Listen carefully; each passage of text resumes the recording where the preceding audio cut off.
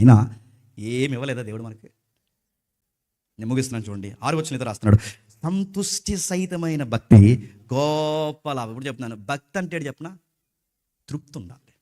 భక్తి అంటే చెప్పనా, తృప్తి ఉండాలి. భక్తిలో యేసు ప్రభు నమ్ముకున్న తర్వాత ఏమిస్తా కాదు, యేసు ప్రభు నీకు అర్థమైతే ఉన్న దాంట్లో తృప్తిగా బ్రతకడం రావాలి. వివరిస్తాను వినండి. ప్రార్థన చేస్తా, ప్రభు బిల్డింగ్ కట్టుకోవాలనుకుంటున్నాం, బిల్డింగ్ కట్టుకున్నాడు. నీవు ఆ ప్రార్థన చేసినప్పుడు దేవుడు ప్రార్థన ఆలస్యం చేస్తే ఈసారి నువ్వు ఆలోచించమని దేవుడు నీకు ఏదో చెప్తున్నాడు. నీ పెంకుటిల్లు కోసం నువ్వు ప్రార్థన చేస్తే బయటికి వెళ్ళి చూడు, డ్రైనేజీల పక్కన బరకాలు వేసుకుని సంటి పిల్లలను దోమల్లో పడేసి మురుకు కొంపు కొడుతున్న డ్రైనేజీల పక్కన బరకాలు వేసుకుని మాసిన వస్త్రాలు కప్పుకొని బతుకుతున్న వాళ్ళు చాలామంది ఉన్నారు.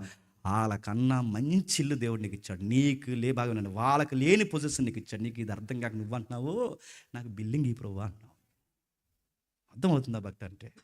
సంతుష్టి సహితమైన భక్తి అంటే నీకు ఏమర్థం చెప్పిన, దేవా ఈయన కనీసం ఇల్లు లేదు, వాకిల్ లేదు, దేవా వాళ్ళ కనీసం నిద్రపోవడానికి సరి అయిన స్థలం లేదు, కానీ నాకు నా బిడ్డలకు అలాంటి స్థితి ఇవ్వలేదు ప్రభా, నాకు ఈ నీడైనా ఇచ్చావని నీ పెంకిటిల్ని బట్టి దేవుడికి ఎప్పుడైనా స్తుతులు చెప్పావా, లేదంటే బిల్డింగ్ ఇమ్మని అడుగుతున్నావా? పౌలు గారు ఏమంటున్నారు చెప్పిన, ఈ నీకు అర్థమైతే ఉన్న దాంట్లో చెప్పండి తృప్తిగా బతుకుతాం. ఇంకా నేను చెప్తున్నాను అండి, బయటికి వెళ్ళండి, పాసన్నానికి పరవన్నానికి బిర్యానీకి పలావుకి తేడా తెలియని పేదోళ్ళు ఉన్నారని మీరు నమ్మగలరా? నువ్వు ఉదయం తిన్నది మధ్యాహ్నం తినవు, మధ్యాహ్నం తిన్నది సాయంత్రం తినవు, సాయంత్రం తిన్నది రేపు తినవు, ఎంత జజ్జగా బతుకుతున్నావు.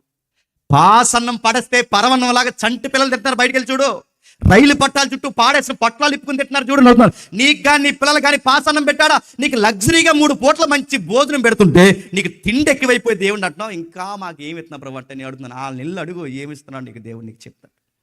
మీలాగా 3 పూట్ల మేము తింటే బాగుండి అంటున్నారు వాళ్ళు, కానీ నీవేమంటున్నావు, నీకు తిండి ఎక్కువైపోయి నువ్వు దేవుడిని ఏవేవో అడుగుతున్నావు.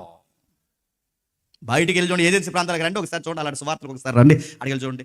కరెంట్ అంటే తెలియని కుటుంబాలు ఉన్నాయంటే మీరు నమ్మగలరా?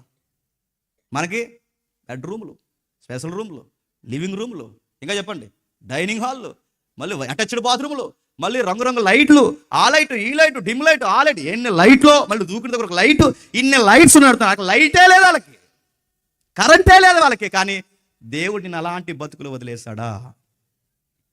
యేసు ప్రభు అర్థమైతే నీకు ఏం చేస్తా చెప్పనా, అలాంటి బతుకు నాకు ఇవ్వలేదు ప్రభా, నాకు ఈ వెలుగునిచ్చినందుకు చెప్పండి నీకు స్తుతులు కలుగును గాక.